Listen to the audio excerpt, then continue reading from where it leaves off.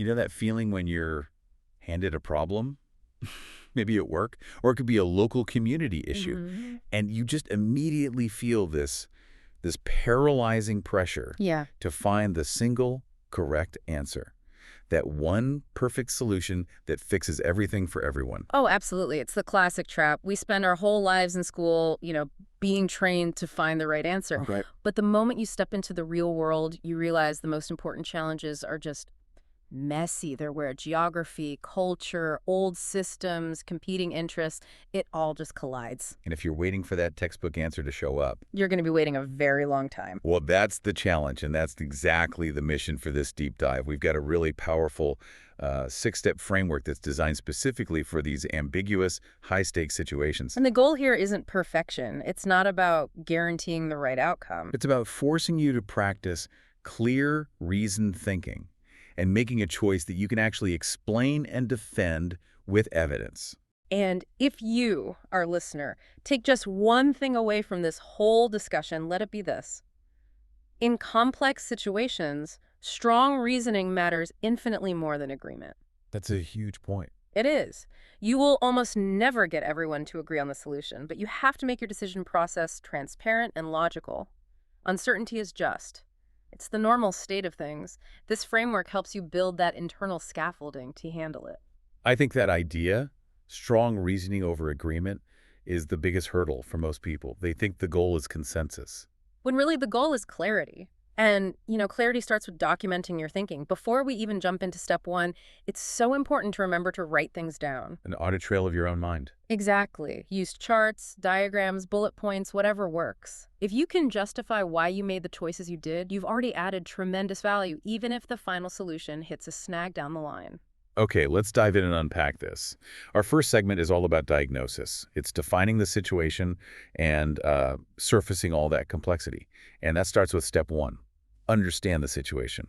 Which sounds so easy. Sounds simple, right? But it's where most projects fail right out of the gate. It is the accuracy phase, period. It is not the opinion phase. You're just trying to establish the facts before you even let a single idea for a solution pop into your head. And that's hard because the natural urge is to start fixing things immediately. You have to fight that urge. You have to commit to pure description first. Yeah. So we're looking for three key things. First, what is actually happening? Just describe it. Okay, what's second? Second, who is involved?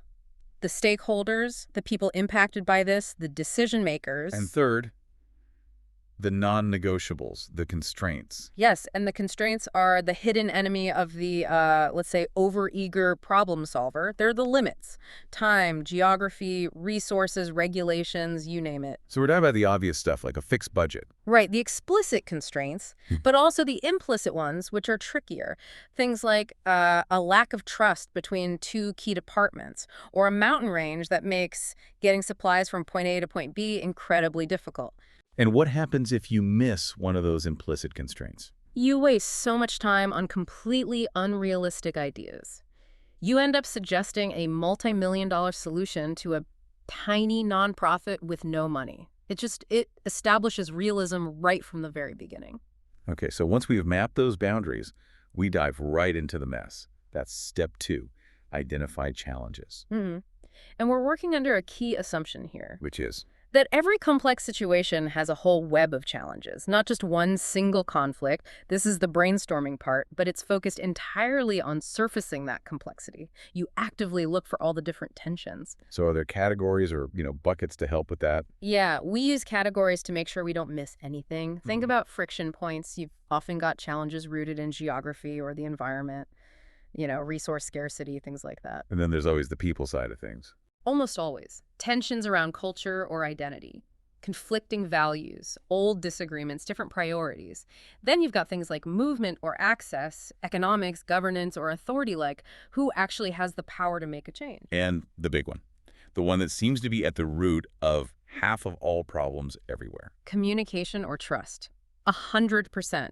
A breakdown in how information flows, or just a fundamental lack of faith in leadership that's often sitting at the heart of everything else. So the critical thing for step two is just get it all out on the table. Throw it all on the table. You're defining the entire landscape of the problem. You are not choosing a solution yet. You're not even choosing which challenge is the most important. But wait a minute. If I list, say, 10 different conflicts. Isn't my team just going to get overwhelmed? Analysis paralysis. That is the risk. Yeah. But the structure is designed to prevent that. Step 2 is supposed to be messy because the real world is messy.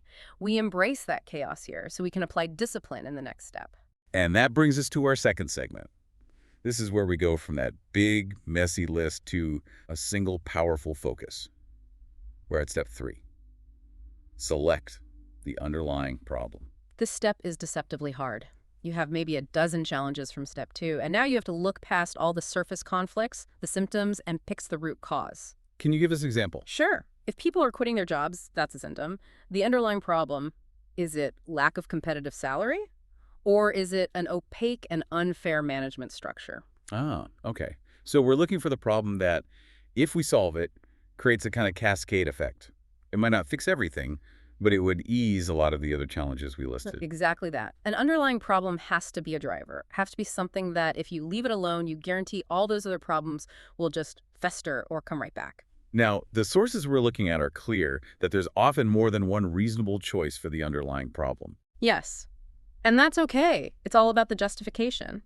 The whole point is that you have to be able to articulate why you chose this specific problem over the others. Your justification is the core of your insight. It shows you're thinking deeply. And once we have that focused, justified problem, then we can finally start getting creative, which is step 4, generate possible solutions. Right. And here, quantity is more important than perfection, at least at first. This is the expansive brainstorming phase. We're exploring options. But, and this is a big but, they aren't just fantasy solutions. Not at all. They have to be grounded in the world we defined back in step 1. So they have to be realistic. They must acknowledge the constraints, time, budget, all of it. And crucially, they can't assume perfect conditions. No, everyone just agrees to be nice solutions. Exactly. No magic wands. Your solution has to work within the messy reality of human behavior and limitations. That sets us up perfectly for our third segment, which is really the heart of the whole process. This is where we get rigorous. Step 5, the crucial art of evaluation and justification. Yes. If the first few steps were about defining the problem and brainstorming, step 5 is where the strategic thinking really takes over. The title is Develop Criteria and Evaluate Solutions. You have to define what success looks like before you try to measure it. So we start with step 5A, which is developing evaluation criteria. And we're going way beyond just, is this a good idea? Way beyond. We're embedding real-world consequences into our standards. You have to consider criteria that reflect the constraints and the human element. For example, cost. Not just the upfront price, but is it affordable over the long haul? And what about the effort involved? That's a huge one. Time and labor. Can the people involved actually execute this plan with their current workload? If your whole plan relies on volunteers putting in 40 extra hours a week, that solution is a failure from the start. And then you have the criteria that really get to the core of these complex problems. Impact on people and fairness. Absolutely vital. Who benefits? Who's inconvenienced or maybe even harmed? And does the solution put a bigger burden on one group than another? That's fairness. So if your fix for city traffic involves closing a road that cuts off a neighborhood from its only grocery store, You have a major fairness issue that you have to acknowledge. You also need to think about sustainability. Can this be maintained year after year? And long-term effects. What new problems might this create 5 years from now? Okay, so once we have these, say, 3 to 5 solid criteria, we move to step 5B, which is create a simple rubric.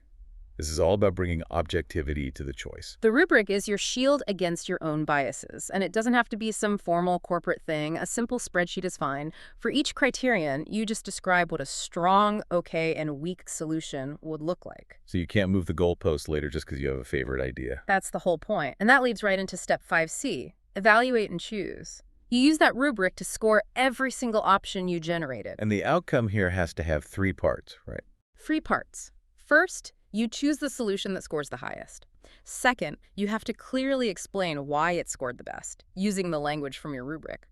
And third, and this is the real mark of sophisticated thinking, you explicitly acknowledge the trade-offs and the downsides of your chosen solution. Because no solution is perfect. Never. A good solution is just the most reasonable, best justified option available. Okay, so we've gone from total ambiguity to a concrete justified recommendation.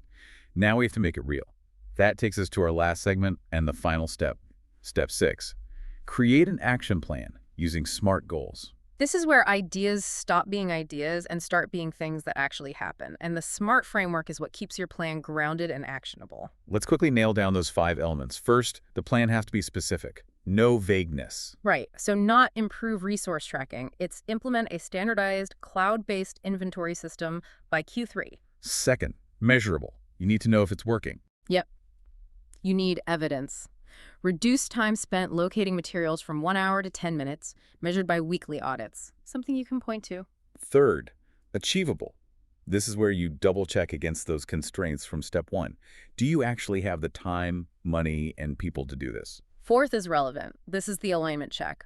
Does this action plan directly address the underlying problem we picked back in step 3? Makes sense. And finally, time-bound. Everything needs a deadline. When will the pilot launch? When is the final implementation date?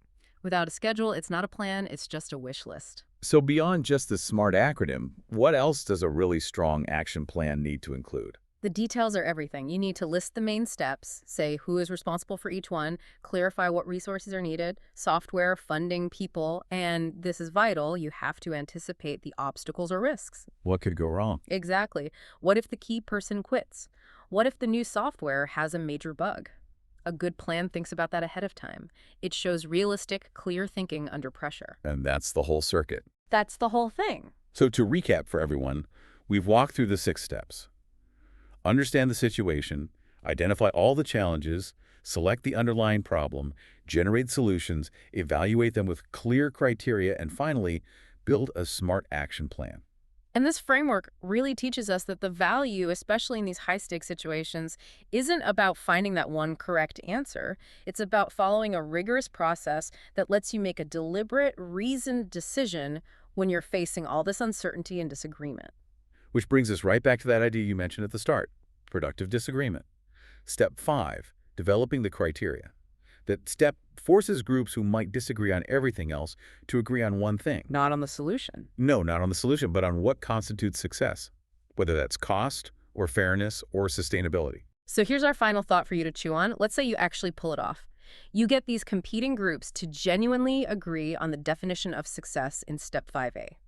What new immediate challenges pop up the moment you start scoring their cherished pet solutions against those brand new agreed upon criteria? Think about the political and the interpersonal fallout that comes from that kind of objectivity, because that's the reality you're going to face the next time you have to tackle a really complex decision.